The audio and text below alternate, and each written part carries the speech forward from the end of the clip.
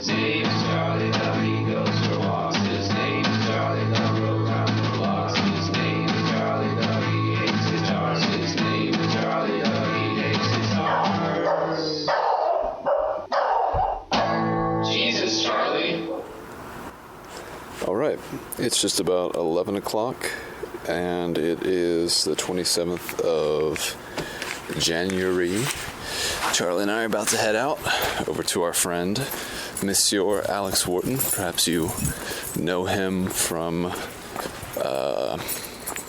Weekend Review fame. It's pretty cold out tonight. Charlie and I joined again. The last episode, we didn't really go for many walks. I had sort of an epiphany. Well, let me first say, going over to Alex Wharton's house right now to give him some Curb Your Enthusiasm DVDs, because I have all of them.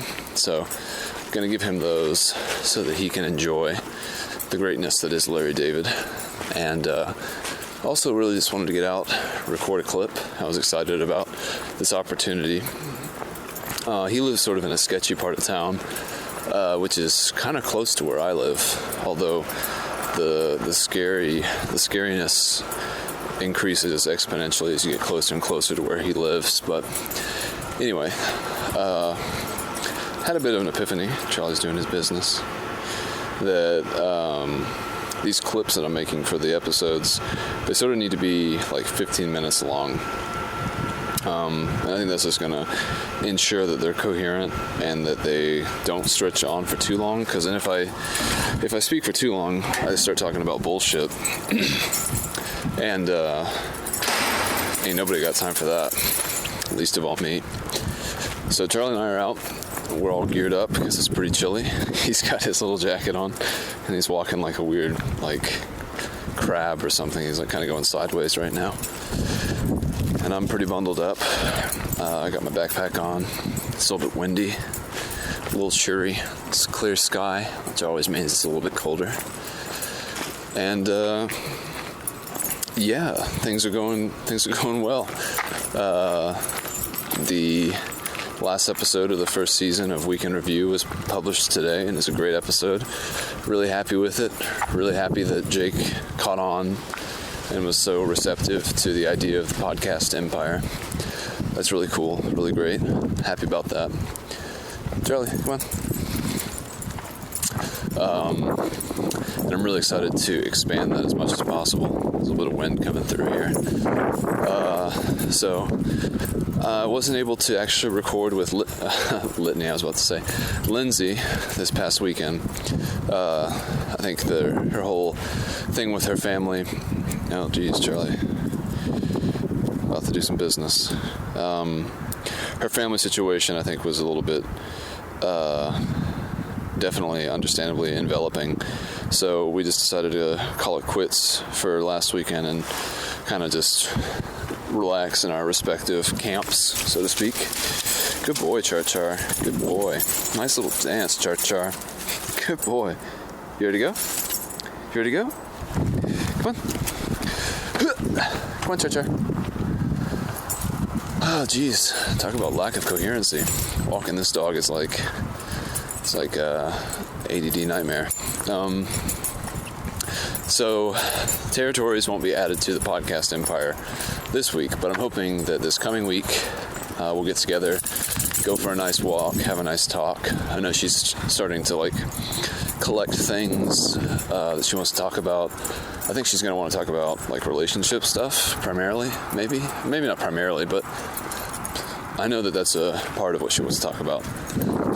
Between her husband and she and Erica and me, she sent me some article that I actually just remembered about masturbation, like couples in intimate relationships masturbating, which I haven't read it yet, but it's an interesting topic.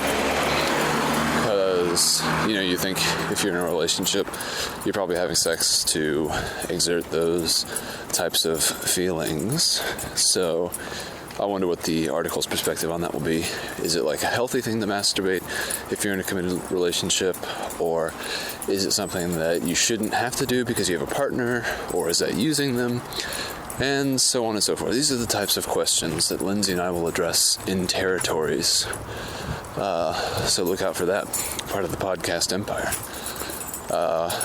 Going again to see our good friend Alex now, who does the re-show, which is exciting. I would say, based on the first episode, or at least the first clip I've heard, it's very similar to this kind of style, just talking and just trying to get stuff out. And he's an interesting guy, and when he made that first clip, I was hooked, because it's cool to just hear someone speak and hear what they have to say, and I think you get a pretty good glimpse into someone's mind if you just say, like, hey, record yourself talking for an hour or something. Some weird shit out here. Walking around, I feel like I have to be on my guard, which is hard, because to be on your guard, you can't really get into the flow of talking, because you're like looking over your shoulder and stuff. Let me go get on the sidewalk. Char. And I've also reached out to a friend who I went to high school with, who could potentially be another podcast brethren in the near future. Trying to see if he might be interested, trying to get some clips together from him to see what kind of stuff he can do, see the type of stuff he's made of. So, obviously podcasts are weighing heavily on my mind. Also, another podcast idea. A guy named Nico, had a pretty cool little meeting with him. He's a worker, he's a salesman, I guess, at a performance bike. And he usually is a very involved and energetic and enthusiastic salesman. He really knows his stuff, and he enjoys talking to people who are there about whatever they're there for. Some more people up here. Again, this is a bit difficult right now. It's a bit difficult to pay attention. I feel like there's some sort of drama unfolding. I'm trying to sort of eavesdrop in on this conversation. It looks like some guy's just talking to a fence. Oh wait, no, there's another guy. I'm gonna slowly walk by. Listen.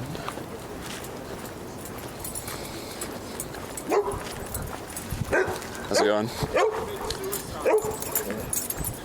Charlie.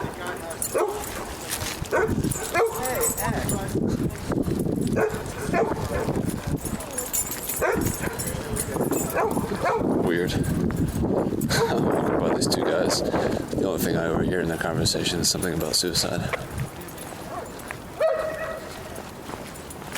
Passing by Pullman Yard right now. Going down Rogers Street. No Brakes used to be over here. Cool little bike shop. Never went in, but I heard good things. Definitely heard good things. So yeah, saw Nico. He's from Colombia. I guess he was born in the States. This is a guy I've seen several times. It's like at the main bike store I go to for all my stuff that I need. Tires, tubes, bikes themselves, etc. And we talked for a while, and he's got a pretty interesting story. And he's got a pretty interesting voice. He's got a pretty interesting sort of appeal. And I feel like he would be a good podcaster. So I'm seeing everything through the lens of podcasts right now. In the last episode, here comes another podcast anecdote. In the last episode, I talked about going to see my sister at her house, which I did. That was a nice time. I really enjoyed going over there. We just kind of walked around, and she had a friend over, a girl named Elise. And a very witty girl, definitely very much so reminded me of, I think her name's Carrie Brownstein. I think that's her name. The girl from Portlandia. And so Elise is very witty, very smart. She's got a depth I can tell. She can feel. She can definitely feel a lot from what I can sense in her presence. And she's going to be going to Costa Rica for I think a couple of years, in a year and a half. And so I was talking to her, about podcasts and shows and stuff, and I don't know. It's interesting because podcasts have really kind of opened me up because, like, I feel like I want to do this thing here in the Southeast. And in fact, I was just talking to my dad on the phone about it because he texted me saying that he was listening to Week in Review. And I was kind of shocked because, like, my parents, they're definitely supportive of this sort of a thing, but they're kind of standoffish, like approval from a distance or something. Like, they would never tell me to stop or tell me that I was wasting my time or anything like that, but I also wouldn't really expect them to listen, which is kind of disappointing because it would be cool to get some perspective from my parents about something that I view as so important. But I feel like if this thing does grow into something bigger, then eventually they might listen, or at least have an opinion on it that's like a little bit more well-formed. But at this point, I just feel like, have to kind of respect the fact that they don't really care and aren't going to seek it out. But for some reason, my dad did tonight, and he texted me saying he was listening to Year-End Review, or maybe he was making a joke, how Weekend Review, we were reviewing the first season. But called him, talked to him, told him that we're trying to expand the network, and it really has kind of opened me up because anyone who I meet now, I feel like I'm more receptive to what they have to say, or like what their perspective is, because I'm just kind of thinking, like, would they be a good podcaster? Do they have something to say? Like, are they formed enough as a person to be able to go for a walk or go drive in their car and just record? Like, is their brain full enough that they could pour some out for an hour or so and make a show that would be compelling and listenable? Because, not everyone wants to do that, for sure. Not everyone wants to listen to other people if they do that. And so it's finding those people who are, somewhere in between those two. Maybe someone who needs a creative outlet or something. This guy who I recently reached out to, which I don't want to say his name until things are more finalized, or at least there's a little bit more direction. But this is a guy who's like creating stuff on his own, wants to be a comedian,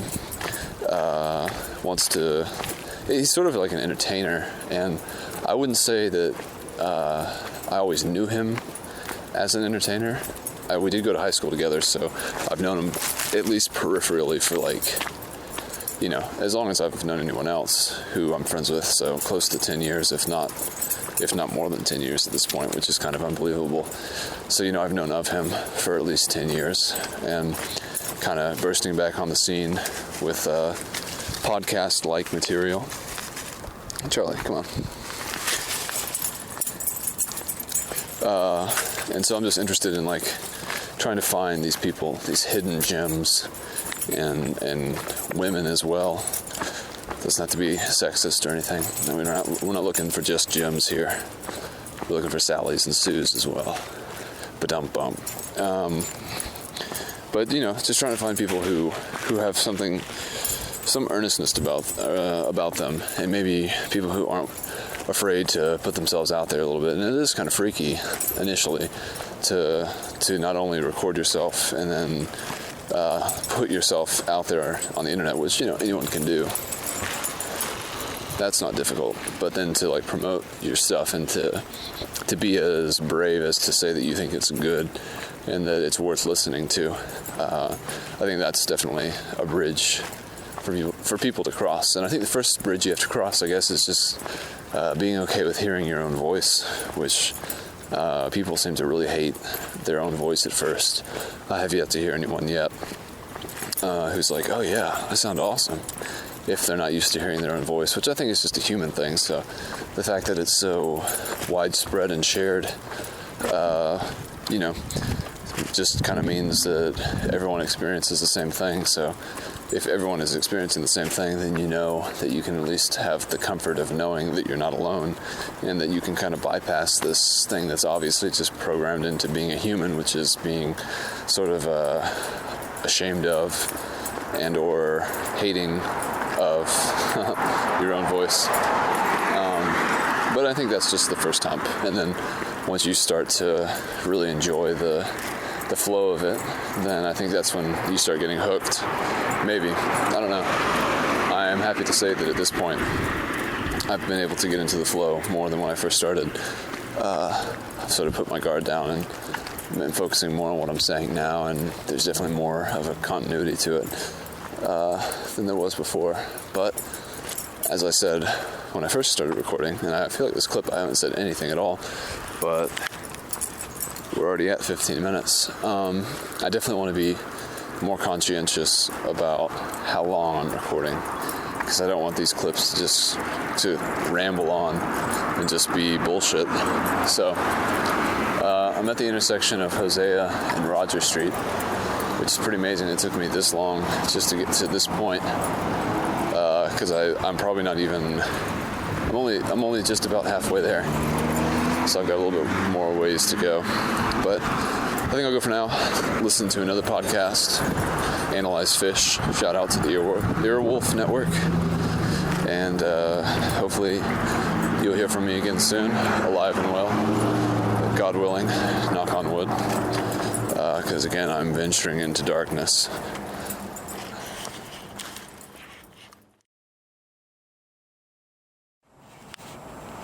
All right, it is 10/17 on January 28th, and it is the day after yesterday, which is just a fancy way of saying today.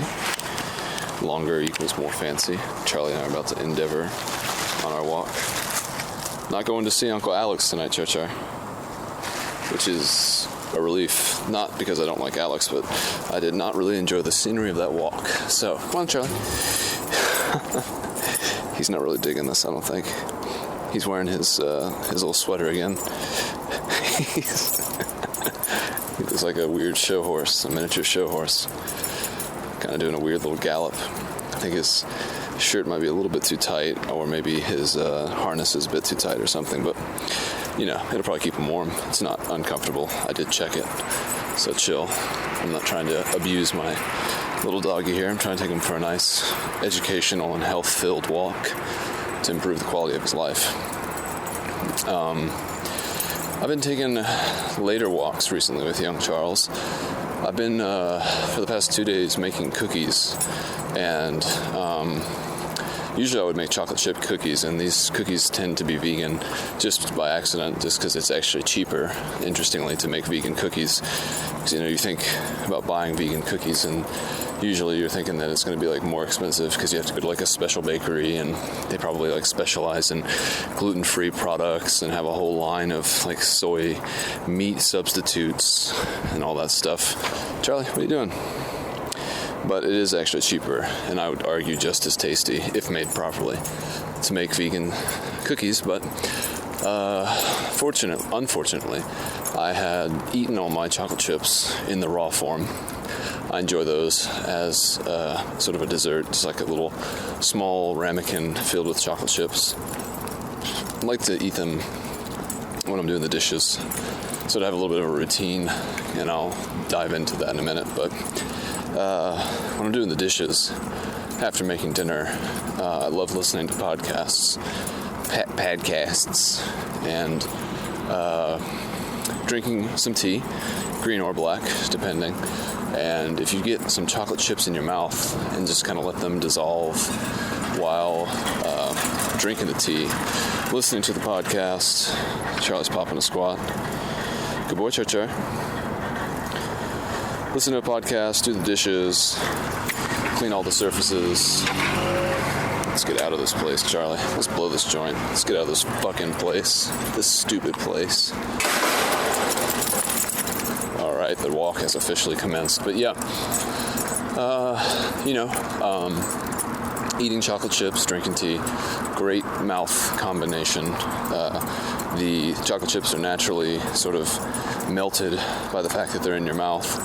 But then you add the tea to that, some nice, a little above lukewarm, bearably hot. You don't want to fucking burn your mouth and then have to suffer through that like partially decreased taste stability of like when like 10% of your tongue is no longer processing. A second pee, Charlie, this is unprecedented. And he's kicking up dirt and grass. This is strange. He doesn't usually do that. He must be a special occasion, some holiday I don't know about. So doing the dishes, eating chocolate chips. It's a great euphoric thing. I've heard that you get more, dopamine or one of those neurotransmitters that goes towards developing addictions and creating feelings of euphoria and happiness. You get more of that through chocolate than you do through sex, from what I've heard. Though, if you think about the mechanics of a study like that, I mean, how are you really going to test that? That seems kind of difficult to really get to put a number on that sort of a experiment, to say definitively that, sex gives you more. And how big was the sample size? What kind of chocolate was it? What kind of sex was it? There's a lot of variables. So I'm a little skeptical. Charlie's trying to find a suitable poop spot. He's found one. He's dropping a load. This is like Hiroshima Part 2. That ground did not know or deserve what it got. Yet Charlie, he presses on. He has become death, the destroyer of floors. Char. He's done. And again, not picking it up. Again, this is the area close to my complex where it's sort of a no man's land. It's like public. He's not pooping on the sidewalk, and it's not pooping on anyone's like yard or anything. This area is just kind of like it's just this little patch of greenery between the road. Charlie, what in the fuck are you doing? Come on. Between the road and the train tracks.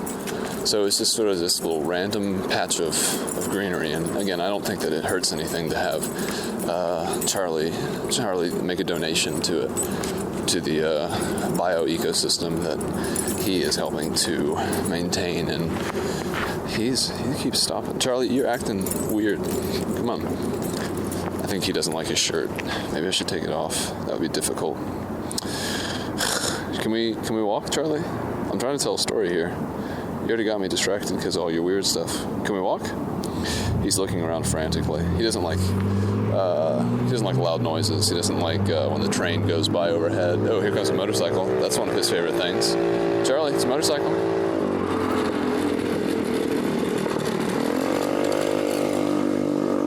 Yeah, Charlie's not digging that. Neither am I, quite frankly. It's really loud.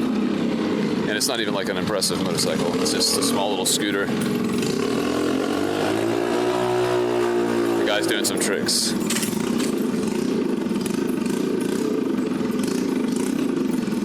I guess I'll have to wait.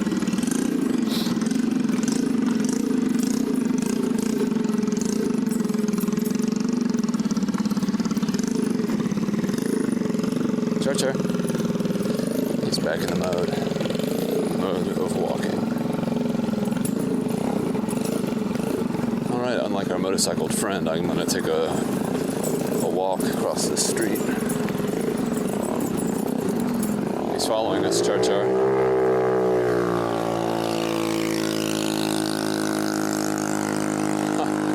Alright, I'm okay with that guy being gone.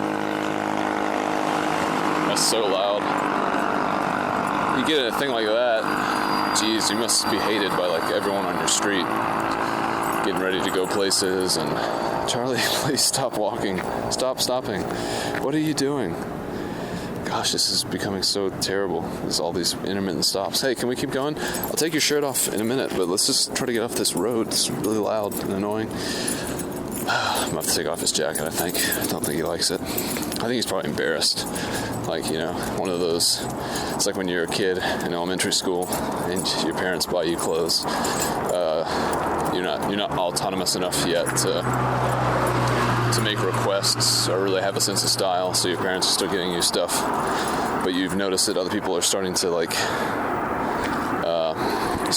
kind of pool their fashion efforts, and there are sort of trends emerging out of the ether. It's so loud. Trains, cars, can't wait to get off this road. This is definitely a training ground. Okay. Anyway, that's the impression I'm getting from Charlie with him wearing this little jacket. It's like I put it on him because I know it's good for him, but he keeps stopping. Man, do you want me to take your shirt off? Char, let me take your shirt off? All right, I'm gonna go ahead and put a pause to this clip and help Charlie out, but we'll be right back.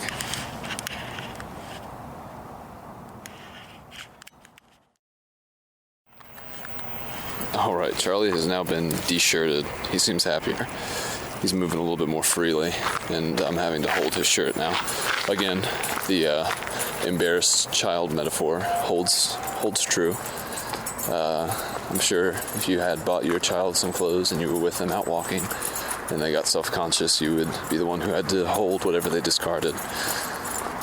But anyway, the whole point about me talking about chocolate chips and cookies, which, again, I've made cookies now for 2 nights in a row, is that my New Year's resolution, I guess I don't really have that many. I might have 2, although one of them I kind of already had before New Year's, and it's just sort of a continuing thing, and that's just kind of to be nice to Erica, which to be as nice to her as she deserves, and to be conscientious of her as a person, what she needs, what she doesn't need. So that's one of them, and that's always on the back burner. But another one, which is probably harder to do, or at least something that I should have more control of, or something thereabouts, is to like not get so full on food and to kind of control my eating, which I can proudly say I've largely been able to do. It took a couple weeks, I'd say, to get it consistent, where, I'd have like one day where I would make a huge dinner or something, and I just wouldn't be able to control myself. I would just eat basically all of it. And again, I think I've gone over my schedule before, but, I bike 24 miles a day, going to and from work, coming to see this little knucklehead, take him out, do his business and stuff. So I do work up an appetite, but I also kind of like to practice a slight starvation throughout the day, where, I eat just enough to keep my blood sugar high enough to be functional, but I probably don't eat as much throughout the day as I should to keep myself on a higher base level and a higher baseline. Because if I did do that, I probably wouldn't feel such a voracious urge to eat everything in my kitchen when it's time for dinner. And already, I guess I went to the grocery store last Thursday. I remember that because I don't usually go on Thursdays, and it's a little chilly out here, and I'm almost having to go again. So I've been making a lot of salmon recently, like frozen salmon. I get 2-pound bags of it from Kroger, make some vegetables, and it's interesting with that salmon and then some vegetables, maybe some rice. I've been really, really enjoying that as a dinner, and it's gotten me just to the point where I'm satisfied and I feel good and I'm not too full, not uncomfortable. And then the chocolate chips have been nice, because you can eat a lot of chocolate chips and feel pretty satiated with my desire for some sort of a dessert. But these cookies have been kind of trying, especially the ones I made last night, which were way, way better than the ones I made today. Just because, I don't know, it's interesting when you try to put a number on something, try to quantify it. Like, if I was thinking consciously about how many cookies I was eating, maybe I could stop myself, because if you're like, oh my god, I've had 8 cookies, and that's on top of everything else I already ate, that's a lot of food. Not even just calorically speaking, which isn't something, thankfully, I have to worry about yet, but just in terms of volume, just the stomach can only hold so much, and getting to the point where your body is having to send out signals to the rest of your body that stop putting stuff in here or we'll make you feel like shit. When you get to that point, that sucks. That usually takes 2 to 3 hours to cycle all those signals out of your system. at least from my experience, and there's no real way to curb it. You just kind of have to suffer through it. I guess it's kind of like having a hangover or something. It's just like there is no cure except for time. But I can proudly say that it's been a while since I've been uncomfortably full, which I got close last night because, again, those cookies I made were really fucking good. They were just like sugar cookies just because, again, no chocolate chips. Ate them all. I think I'll get some more chocolate chips tomorrow. That's the moral of the story. Probably some dates as well. Although, I mean, I love dates, but eating like 12 ounces of dates after like close to a pound or so of food, again, that's pushing me towards that like uncomfortable territory. So maybe the next step in this whole resolution thing is to try to eat, not only eat less, but kind of eat at a different schedule and differently throughout the day, so that, again, I'm not so driven to consume everything all at once. That'll be difficult. That's like unlearning something that's been pretty hardwired into how I operate. But, you know, if I've already gotten to this point, obviously I can continue to improve. So that's that. Been listening to a new podcast, I think as of yesterday, called Analyzed Fish. Another great releasing from the Earwolf Network. I was very skeptical of this show. I thought the premise of it was funny, but it's like funny in the way that, like, when you're just like shooting the shit with your friends and you're coming up with stupid ideas for stuff, like, it's funny in that respect. So for those who don't know, Scott Aukerman, host of the Comedy Bang Bang podcast and TV show, and a friend, a fellow comedian, I guess, a writer for what's that show, Parks and Rec. His name's Harris. I don't remember his last name. I think it's like Whittle, I believe. They basically have formed this show where Harris, who is a big fan of the band Fish, tries to get Scott Aukerman to like Fish, and Scott doesn't like Fish currently. And it's not like a ambiguous kind of dislike.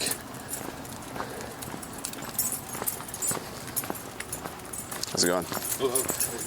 Good. Sorry for the break. It's not an ambiguous. He sort of set himself against the band Fish. So Harris has to like play songs and talk about the band and try to convince Scott that the band is worth listening to. And so I was very skeptical because, again, that's like an idea you hear, like, oh yeah, that'd be hilarious. Like, document trying to get someone to like Fish. That'd be so stupid, man. But the show is actually really good. It's hilarious. I'm on episode 5 already, so I've listened to 5 hours of it since yesterday, and I'll definitely listen to more tonight. And the most recent episode, episode 4, they actually go to a Fish concert, and Scott Aukerman tries to get like as drugged up as possible to really feel like the quintessential essence. Yes, doubly strong. Of the Fish experience. Come on, Cha-Cha. Good boy. Jumping over a puddle. Don't want to get your feet wet. And so it just chronicles him being at an actual Fish show, which, you know, they had time, those 3 episodes that preceded it, them actually going to the show. Scott was introduced to the music, so it's been a really fun process to listen to, and highly encourage anyone to listen to it. But, you know, thinking about the clip that came before this, on this podcast, this episode of Jesus Charlie, I was thinking, you know, all I really did was talk about podcasts for like 15 minutes or so, and I didn't really feel like it was very compelling or very interesting. It was the only thing I could think about at the time, and definitely has been something that's been still kind of just all in my mind recently. But listening to Analyze Fish gives me more reassurance that podcasts in all forms are interesting. Anyone who's willing to put time and effort into making a show that's, I'd say, at least an hour long.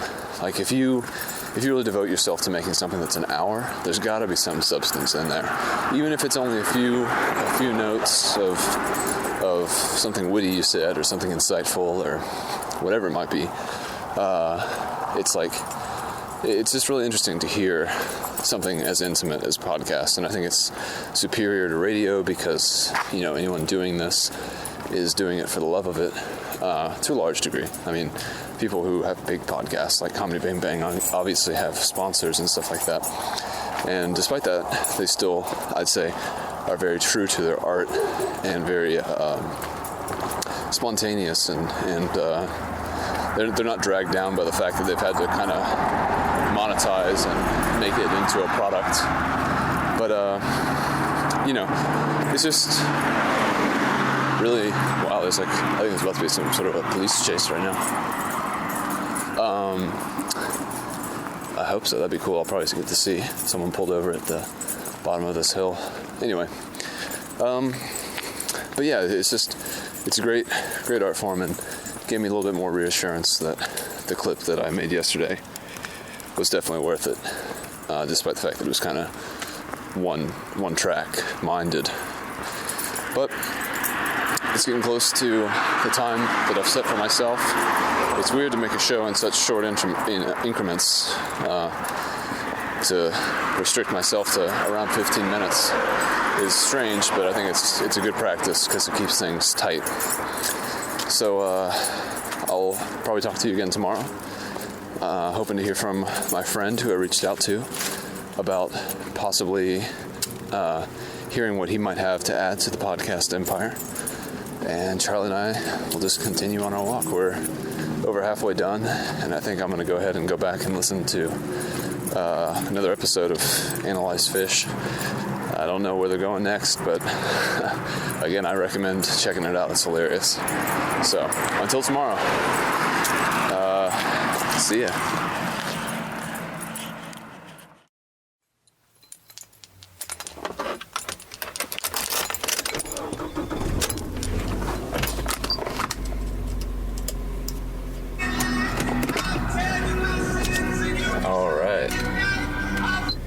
Today is Thursday, January 29th. It's about 9:20, and this is another edition of the CarCast. I really like the way that the CarCast sounded in the last podcast, and I'm just going to get some groceries, as I mentioned yesterday, might be the case. So that's basically the same distance as when I went to Target, so it means I can record like a pretty solid 5-minute clip. And I wanted to get at least one CarCast in, because again, it's pretty rare that I get in the car, but I do go at least once a week to get groceries and stuff.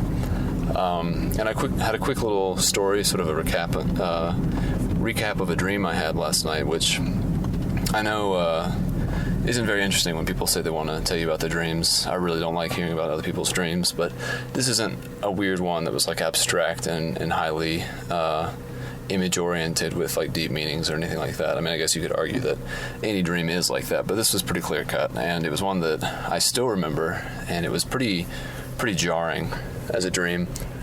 So last night I had this weird dream, and I don't remember much of it, but it woke me up. It sort of awakened me with a start, as they might have said hundreds of years ago when writing books about dreams or waking from sleep. But my sister, for some reason, like we were saying goodbye or something like that. It was a very conclusive kind of mood in the air. And saying goodbye to my sister, she was in some sort of a high-rise or apartment building or something that had many stories. And we were saying goodbye, and she she pushed the elevator button for the elevator to come up and take her downstairs. And it was a very like jovial kind of like, hey, nice seeing you, really enjoyed hanging out and talking to you and stuff. And so the elevator doors open and she walks in, and it's just like the scenery is just like black. There's no elevator there, but like she just kind of automatically walks in and falls, and like it was such a striking thing, like seeing her fall down the elevator shaft.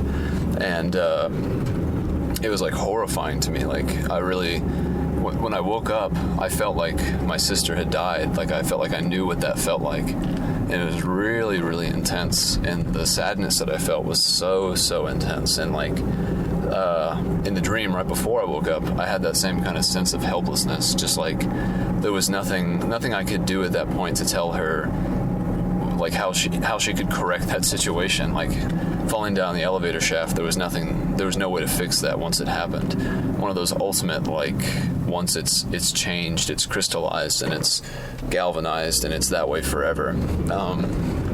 The only thing that I thought of when I was still dreaming to tell her was, like, to grab out for the cables and all the different pulleys and everything that might be there that the elevator goes up and down on, which I don't even know if that would be possible to grab those, or even if modern elevators have those anymore. But that was like, even in my even in my frazzled state of seeing my sister die, I think in the dream, I don't know if I was still thinking in the problem solving kind of mode when I woke up, or if I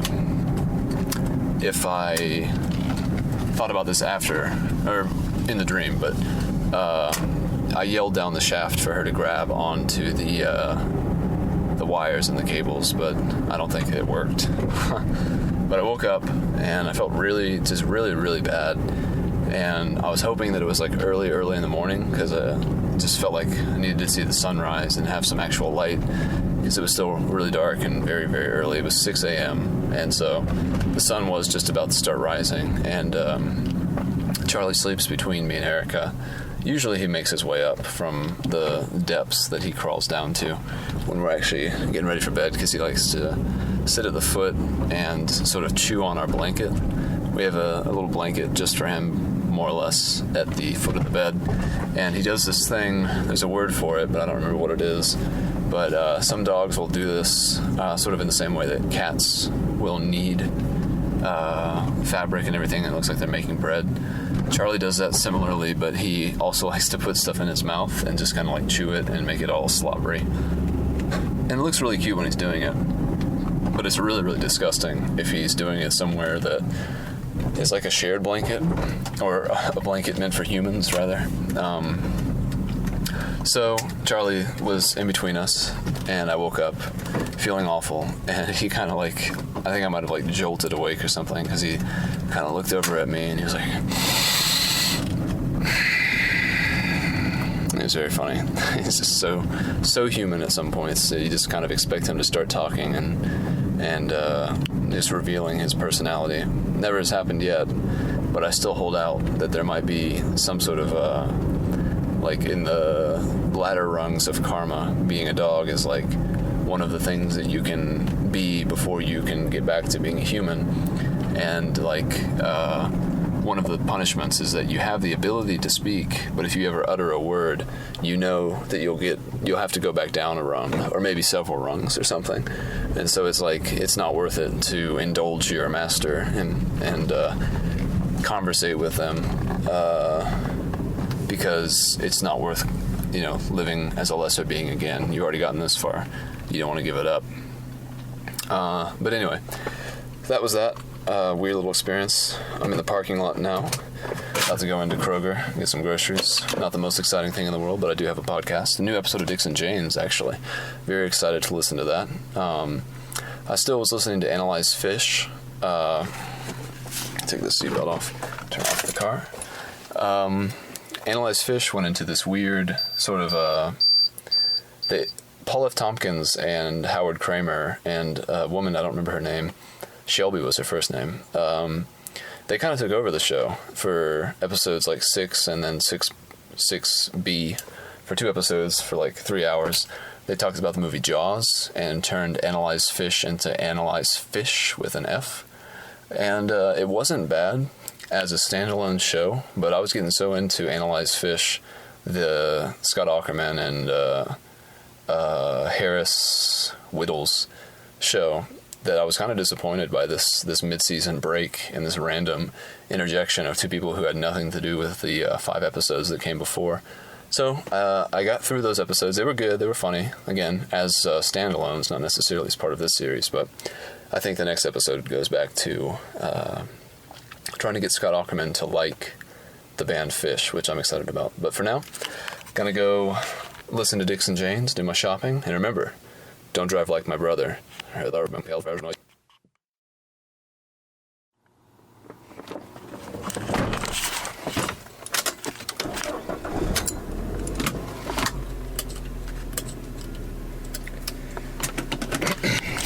All right. Groceries have been gotten. Scarborough Dude, Dixon Janes, has been partially listened to. I haven't gotten very, very far. I'm trying to do some advanced maneuvers here in the car. Let's see. I'm not sure if I want to go for a walk with Charlie tonight.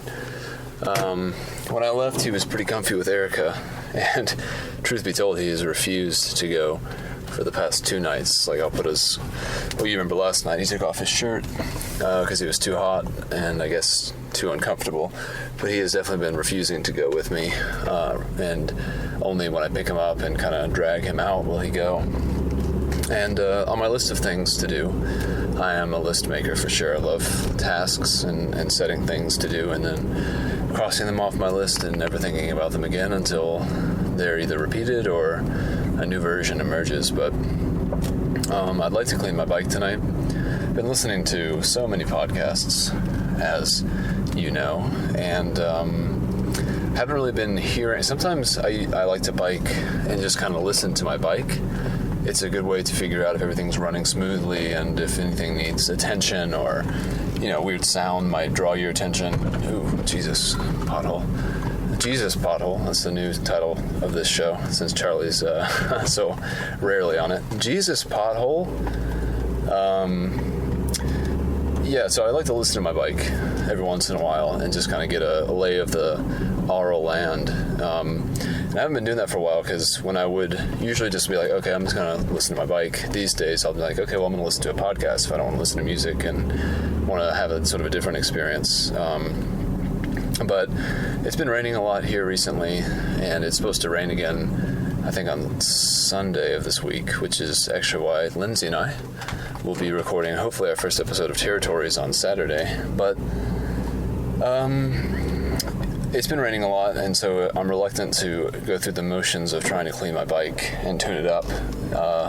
Because, if you spend an hour or so, like I probably will tonight, that's my plan, to clean my bike. It's on my list. If you spend an hour or so cleaning your bike, and then 3 days later, it rains again, your chain gets all that crud and shit on it again, and it's not too long before it starts to make noise, and your frame's all messy again, and it's just fuck, It wasn't a waste of time, but it's I do enjoy cleaning my bike, but I enjoy it more so when that clean lasts 2 or 3 weeks before it starts getting all fucked up. I want to at least forget about the fact that I cleaned my bike before it starts getting messy again. And so if it rains a couple days after you or I have cleaned my bike, I'm just God damn it, I just cleaned this and it took a long time, and the fact that it's raining again means that I already have to start thinking about cleaning it again. So all that to say, in a very calculated manner, I think the time has now come again to clean my bike.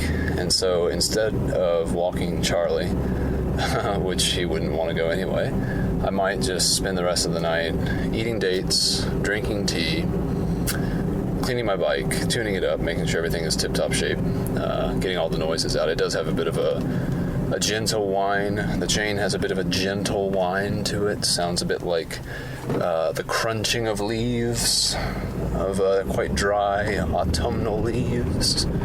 Perhaps the leaves you might hear on the 15th of October, just right before the autumnal equinox, the crunching of dead and dropping leaves upon one's boot.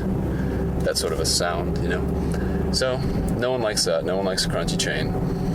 So that's what I think I might do. It sounds nice. I like the idea of listening to podcasts. This episode of Dixon Janes is a little bit heavy, which I remember the word in Japanese, and there is a Japanese connection between me and the Scarborough Dude for sure. His wife is Japanese, and I was into Japanese when I was listening to him initially, and I went to Japan. But the mood, the word for a heavy kind of overtone that's not necessarily happy.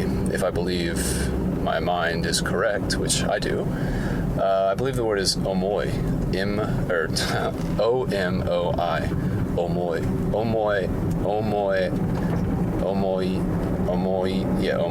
or e. And because when I was in Japan, I bought myself an electric guitar and an amp, and I actually recorded quite a few riffs, musical things, and I remember one of them was Omoi Dark Uta, or something like that, which is like a dark song, or emotional, heavy kind of song. And this episode of Dixon Janes is definitely Omoi. Highly recommend anyone listening to this to jump over to that show using your favorite iPod or Android podcast app. Find Dixon Janes, give it a listen. I think it's great. I think that it deserves to be enshrined one day, one way or another. If the podcast empire ever grows big enough, one of my main messages is definitely going to be to check out that show, without a doubt. Pulling into the complex now. So, yeah. Don't really have much to say beyond that. Kind of want to listen to podcasts more than talk and make them, which is always an indication. It smells like Charlie farted in here, which is not the most comforting fact, because Charlie is definitely not in this car, and he hasn't been in it recently, so I don't know why it would smell like that, but whatevs. In the last clip, I made a weird ending to it. The don't drive like my brother, don't drive like my brother. When I was doing the dishes tonight, I had this thought that I should rip off the end of all car talk shows. They, if you're familiar with the show, you already know what I'm talking about, but they always say at the very end of the show, and it's a car themed show, people will call in and talk about issues they're having with their cars and try to have the brothers explain to them what might be happening and potential solutions to the problem. They always sign off by saying, I'm so on and so forth, and don't drive like my brother, and then the other one is I'm so on, and don't drive like my brother. So I thought, since this is a solo podcast, it'd be funny to do that and say that, but hearing it made me sound like I was schizophrenic or crazy or something. So I don't think I'll do that again, because saying something twice in the exact same way, which was my plan, sounds a little creepy. And so I'm here again, home again, jiggity jig jig. Turned off the car, time to get the groceries out. Can't podcast and grocery at the same time. So, without further ado, I'll come back to you hopefully tomorrow. Go for a walk with Charlie, force him to do it. It's for his own good. You know it's true. Don't give me that look. You know it's for his own good. It's his last walk of the night, last opportunity to get his business done and, finish his doings of the day. So, hopefully, it's going to be the 30th tomorrow. Got to get rent done. Yeah, maybe that'll probably be the walk that we do to go deposit my rent money. So that sounds exciting, right? Go deposit my rent with me? Yeah, we'll do that tomorrow. See you then.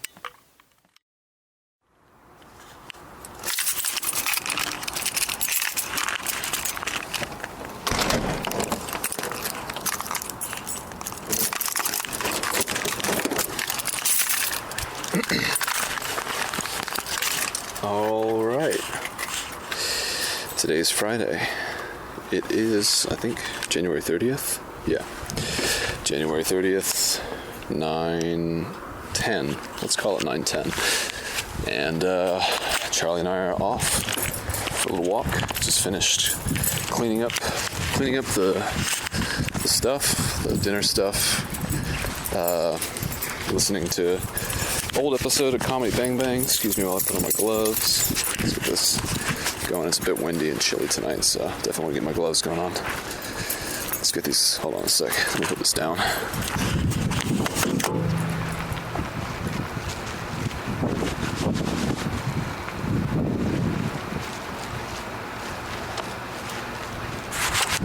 All right, gloves are on. Charlie just did his first course of business, so that's good.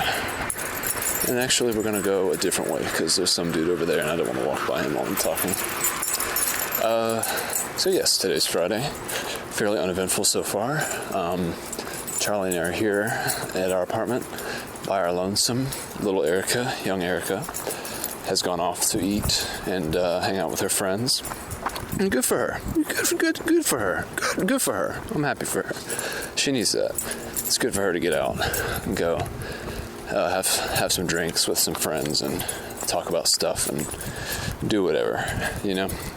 I was just saying to her the other night, I was like, man, like this group of friends, they live out in they live outside the perimeter, as we Atlantans would say. So they live on the outskirts of the city. It's not very convenient for them to get together. So I'm glad when they do, because Erica doesn't really have much in the way of premium, high-quality hangout times with these people very often, because it's hard for them to get together. So Charlie and I manning down the fort, making salmon and green beans and kale and spinach for dinner, and listening to Sarah Silverman on Comedy Bang Bang, drinking beers, talking about our days. You know, it's a very special thing, as Tenacious D would say. And this walk is actually not going to be, contrary to popular belief, it's not going to be a walk to the ATM. I thought that I would be going there to do a deposit of my rent money into Erica's account, because I don't have checks, and I've never had checks, actually. I've had them. I've never written a check, though, of my own personal checks, you know. That's just not something I've done. So for the entire time I've lived out here in the city by myself, I've always paid for rent in cash one way or another, whether it was directly to the people I lived with, who would combine it one way or another into a check, or, as it's been with Erica for the past 2 years, I just give her a lump sum, and then she does the dirty work. But since Erica was meeting with her friends, Charlie and I, well, no, Charlie has nothing to do with it at this point, but sorry if the wind is bad. It's kind of windy today. It's been very cold and windy, in fact. But man, this is like a boring story. I'm losing track of it just because it's so boring. But basically, I ended up going to the ATM that's closer to Georgia State to deposit the money into Erica's account, and Erica was worried about where she had parked. So I was gonna give her debit card before she met with her friends, and she was kind of worried that her car might get towed. So instead of just giving her debit card, I picked up her car and drove it home, which, you know, that's just what you do sometimes. I'm not exactly sure how much time left I have in this recording. I'm not really feeling this clip so far. Thought it'd be more interesting. So let me try to dive deeper. Let's see what happened today. Nothing very eventful. I stayed late at work because I wanted to finish out my tickets in my queue, my little special queue. Not interesting. I do have a thought about something that I've been kind of saving and I guess developing a little bit. And I guess for lack of a better topic, oh, Charlie, I didn't expect this. Business part 2. For lack of a better topic of conversation, I guess I could bring it up. I'll try to keep things anonymous and speak generally and with sort of a vagueness so that the identity of the innocent is protected. But, geez, I don't even want to talk about that. This clip might end up getting destroyed. It's already destroying itself. This is like self-destruction. Jeez. Nothing but shit coming out right now. Tomorrow I'm meeting with Lindsay. I'm excited about that. I know I won't be lacking in conversation when she and I are talking. Yeah, I think I'm gonna scrap this. This fucking sucks.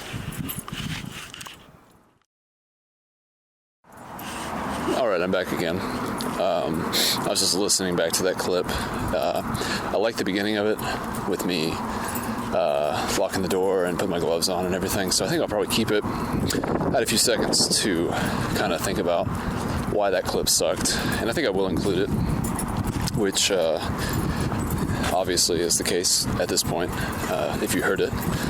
But I think I might be trying too hard to make this show sort of emulate the ones I really like. And this won't be a very long segment, but I can tell Charlie we are literally in front of our gate right now, and he's like pitched himself so that he is not moving forward at all. He wants to go back inside, but we gotta walk, Charlie, just for like 5 more minutes. Let's just walk for 5 minutes down and 5 minutes back. Come on. Reluctantly, he's coming. So, yeah, I think I might be trying too hard. Something I said to Jake recently, listening to all this Comedy Bang Bang and all these other shows on the Earwolf Network, it's like, it's getting me in this mode where I want to be like as funny and as witty as possible at any moment and at every moment.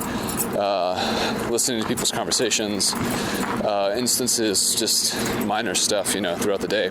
I want to sort of insert something that's witty and funny and humorous. So, like starting the clip, I'm starting with the hope that what I'm going to say is like equally insightful, but also funny and again witty. But probably should just let it come out naturally. I know there have been some episodes of Week in Review where I've just been like not feeling it. But during and after we finish the episode. And usually those are the ones that we've stopped a lot and we've talked about what we've said, and we just feel like it's not very funny. And so when one of us will make the comment that it's like, oh man, this isn't really, we're not really saying anything right now, then we'll get in this mode where we have to be funnier or more thoughtful, or we'll revert back to our list. I would say maybe 2 or 3 episodes of the 10 that we did, 2 or 3 at the most, probably were like that, where we just kind of got too involved in the actual process of making the show, and we were kind of overthinking. And I think that's what just happened with me. It was sort of a false start, because I don't know, I don't have a list or anything prepared. I don't have anything to talk about. I don't feel like anything happened today that was really interesting to report. I don't know, pretty full right now.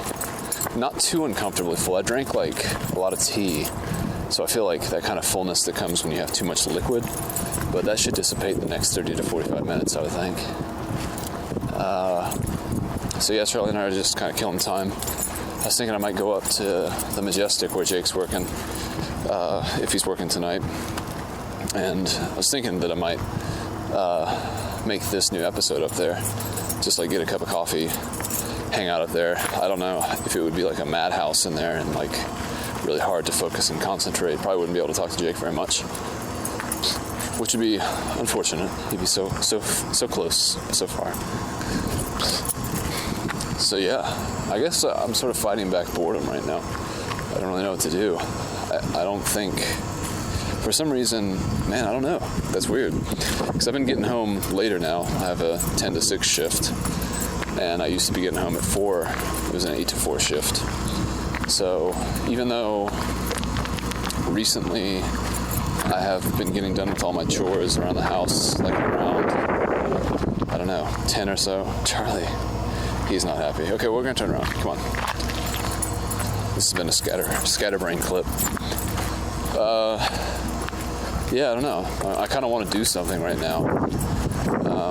Something that's productive. I thought this clip would be what I wanted to do, but it's still kind of wavering on mediocrity and not something I'm really proud of or into. But I guess, shout out to Scarborough Dude. I definitely hear his words going through my mind right now about authenticity. If nothing else, this clip and the clip that came before it are definitely authentic. They are authentically shitty and and not very interesting, but I don't know, that's all I can give right now. Right now I'm thinking I'll go back to my apartment and maybe vacuum. I think that might be fun. Listen to podcasts and vacuum. I cleaned my bike last night, as I said that I probably would, and that was nice. That was that was very meditative, as it tends to be. And I'm glad Lindsay and I are meeting tomorrow, because I don't know, I would be afraid of carrying this boredom on to another day, which I know that wouldn't happen. I would just go for a bike ride and it'd be fun, and I'd figure out something to do throughout the course of the day. But I guess this boredom is sort of giving way to like a slight feeling of loneliness, maybe. Maybe that's because Erica's not there and I'm used to her being there. But yeah, just sort of an ennui sort of feeling. I'll have to look up the exact definition of that word. I know that's the general spirit of it, but I don't actually know. If I had to give like a more official, if I had to define it for someone else, it would be hard to describe, but my understanding of the essence and the spirit of that word. Charlie, stop eating dead squirrels that have become jerky. No thanks. Not when you sleep between two humans who like to cuddle with you. You don't get to eat that nasty shit. Jeez, yeah, man. What a crapshoot. I guess I will go home, vacuum, wait for Erica. I have a feeling she'll probably get a ride home with one of her friends. She usually does. She usually will try to make plans for me to somehow intercept her at some point. But they usually end up coming by, and I'll probably get, what's the word? I will probably get interrupted if I don't start vacuuming soon, if that's what I'm going to do. Wow, what a boring, I'm boring myself with this. So Charlie and I are back at the gate, where he was just refusing to walk further, and I'm going to open it real quick. Charlie, hold on. I want you to get your feet cut off with this. I'm entering back. I guess, if nothing else, it's a nice, like, soundscape tour.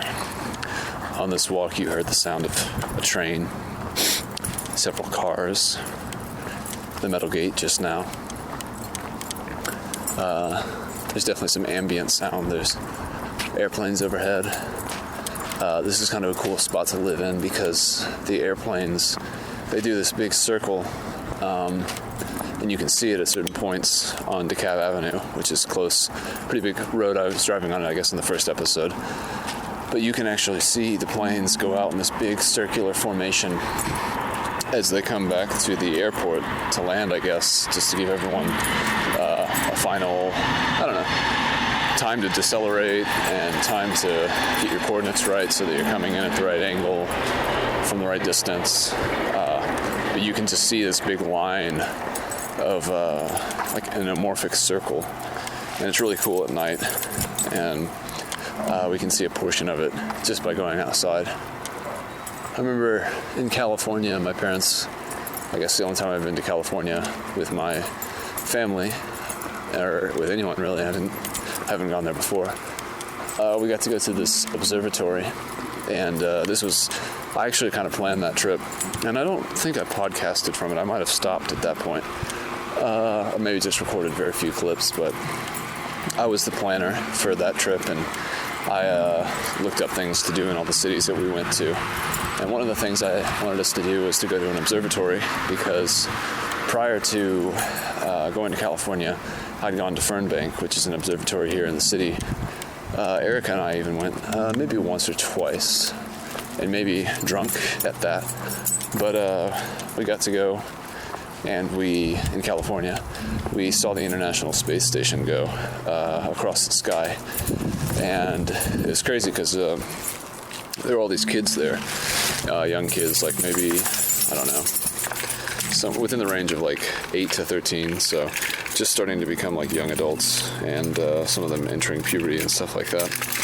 But it was crazy because listening to all these kids talk about space and NASA, and they knew all these facts, stuff that I had learned in college, like Cepheid variable stars and how you can use all these different measuring techniques, we're home now, to figure out how far away a star is. Basically you don't really infer the distance, but it's like to me, it seems very imprecise. Like, you kind of figure out how far away a star is based on, like, the apparent magnitude of it compared to stars that are of a known distance. So, like, for instance, I don't know, like Sirius. Like, we have a general idea of how far away Sirius as a star is. But, like, stars that are much further away than that, you have to, like, look at light so that, like, so from coming from Sirius, you can basically figure out how much light would be coming to Earth from that distance and how much it would be distributed. Like, Charlie, come back here. He's still got his harness and leash on. You're interrupting my story about the stars, Charlie. Talk about star of the show, stealing it from me. Here, hold on. Well, maybe it's too technical to go into, especially if I'm not exactly sure. But just, anyway, the point is, these kids are talking about this stuff, and it was amazing because I had learned about it in like a college-level astronomy course, and here were like 8 and 13-year-old kids talking about it like it was just common knowledge, which is interesting. Whenever I meet younger kids, I definitely get the impression that the internet and their access to technology and computers and stuff like that has given them not an unfair advantage, but definitely an advantage that I wasn't able to get when I was their age. Maybe if I was more into reading, I could have had something that was equivalent to it, but my ability to access all that kind of information is more recent. Like, I feel like I didn't really get into the internet as much until like I was, I don't know, 16 maybe. And they've had it their whole entire lives. But anyway, so when we were in California, geez, I'm rambling. We got to see the International Space Station, like I said, go across the sky. And one of the facts that one of these kids was talking about was that the International Space Station gets to see a sunrise and a sunset every 90 minutes, which is pretty cool. So they have, 18 a day or something. Probably less than that. Those kids probably can do that math. They probably know the figure off the top of their head. Anyway, that's probably all for now. Go ahead and throw this show together. Probably get it out tonight or tomorrow. Definitely looking forward to territories. Maybe I should start making a list because, I don't know, that was kind of painful. I appreciate the accompaniment through that. Hopefully it wasn't too miserious, but that was episode 2. Take it or leave it. Either one. It's all good. And I'll be coming back to you tomorrow, but from a much different angle, from a much different perspective, and with the aid of the lovely Lindsay Glass, which is hard to say all those words in fast succession. But yeah. All right, let's leave it there and pick it up in episode 3. Bye for now. You've been listening to a production of the Podcast Empire. Spread the word.